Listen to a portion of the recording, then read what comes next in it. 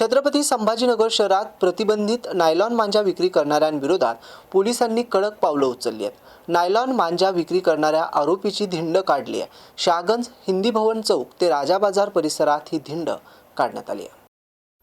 गेल्या काही दिवसात छत्रपती संभाजीनगर शहरात नायलॉन मांजाच्या घातक वापरामुळे अनेकांचा गळा त्या ठिकाणी चिरल्याच्या घटना समोर आल्या होत्या। जखमींच्या संख्या वाढल्या, नागरिकांमध्ये संतापाची लाट देखील बघायला मिळाली। तर परिस्थितीचे गांभीर्य लक्षात घेऊन पोलिसांनी विक्रेत्यावर लक्ष केंद्रित करत नायलॉन मांजा विक्री करणाऱ्या विक्रेत्यांना अटक केली आहे। तर कारवाई दरम्यान जप्त केलेल्या नायलॉन मांजांचं आरोपींना सार्वजनिकरित्या आणण्यात आला आहे, ज्यामुळे नागरिकांमध्ये जागृती निर्माण करण्याचा प्रयत्न करण्यात आला। पोलिसांनी अशा अवैध विक्री विरुद्ध आणखी कठोर पावले उचलण्याचा इशाराही दिला। नागरिकांनीही नायलॉन मांजाचा वापर करणाऱ्यांविरुद्ध तक्रार देण्याचं आवाहन पोलिसांकडून करण्यात आलं। शहरात सुरक्षितता राखण्यासाठी अशी कारवाई पुढेही सुरू राहणार असल्याची माहिती पोलिसांनी दिली आहे।